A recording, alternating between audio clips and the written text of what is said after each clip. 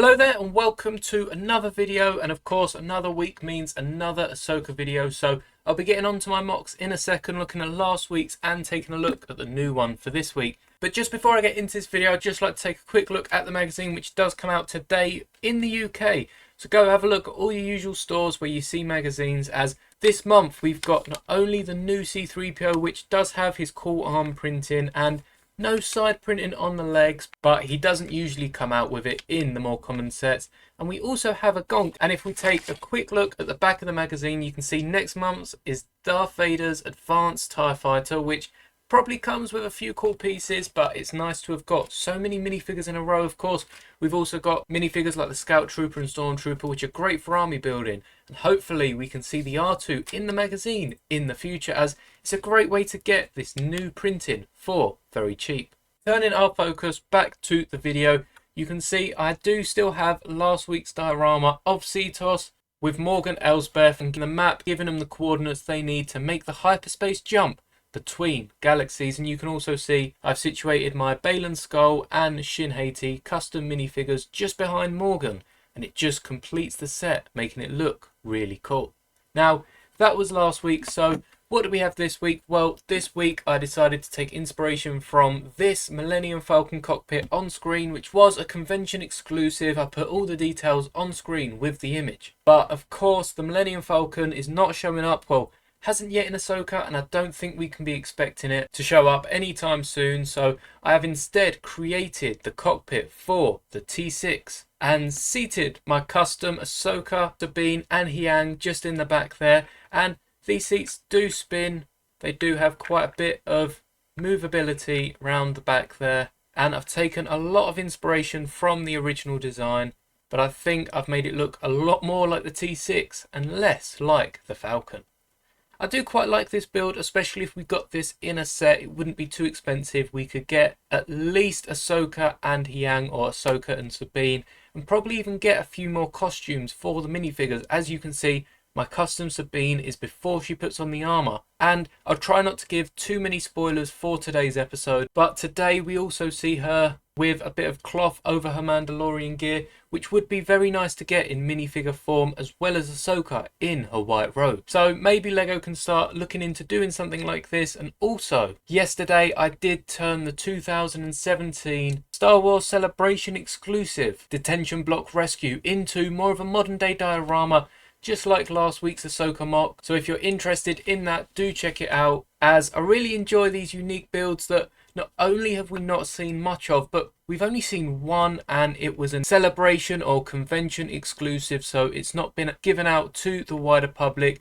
And you can see it does have sort of a 360 design where you can see the gap between it. However, I don't think anyone's displaying it backwards on their shelf. And again, the instructions for this, I have made them, but I'm unable to upload them to Rebrickable. All my designs are just getting turned down now. Really annoying, but hopefully when we hit 500 subs, I'll be able to get all of them to you, and be a lot cheaper than most of them instruction sites allow you to go. So I am still working on getting that to you as soon as I can.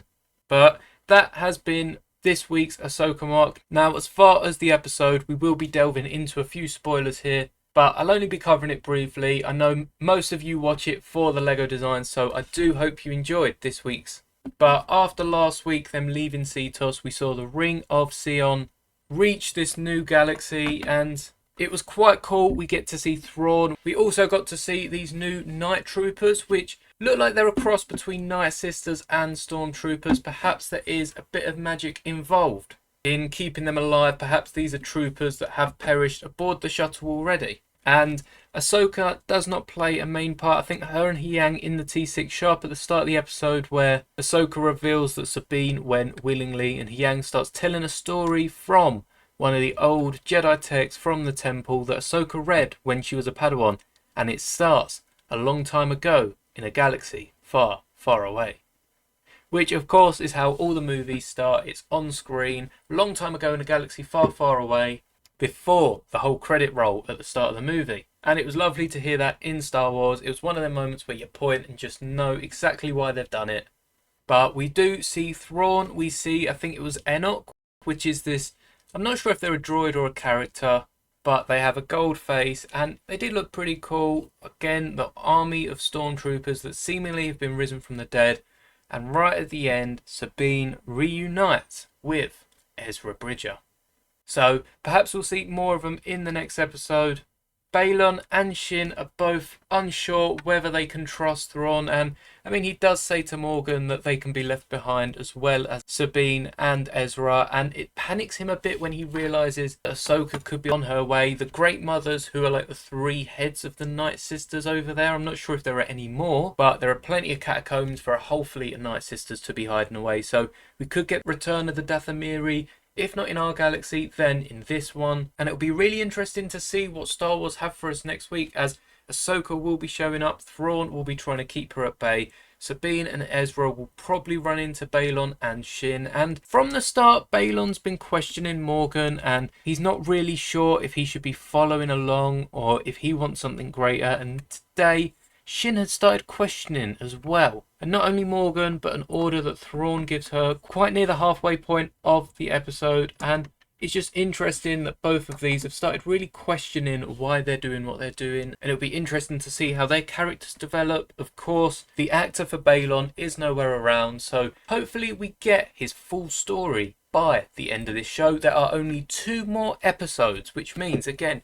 2 more MOCs to join these 2, and stay tuned. I think next week's MOCs is going to be one of the most fun to create, not the most detailed, but definitely the most fun to build. And to be fair, sitting where I am, I have no idea how I'm going to make it happen, but hopefully by next week I'll have completed it and you can see the idea that I've got.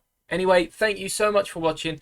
Do drop a like if you enjoyed this week's MOC. And I know it's been a bit of a longer video, as it's not just been the MOC. I showed you the magazine at the start and talked a bit about the episode. But I do appreciate anyone that's stuck through this whole video. And if you haven't already, do subscribe so you don't miss next week's episode. And if you want to know when my awesome LEGO content is published, do hit the notification bell, as it lets you know when videos go live, at least when it's working, that is. And let's hit 500 subscribers. We are coming so close to 400. I know that we can all hit 500 subscribers by Christmas. Join the 501st today, me and my first 500 subscribers, and I'll get the instructions for all these MOCs, as well as the Dark Trooper attack and any future MOCs, on a membership. Thanks again for watching, and may the bricks be with you always.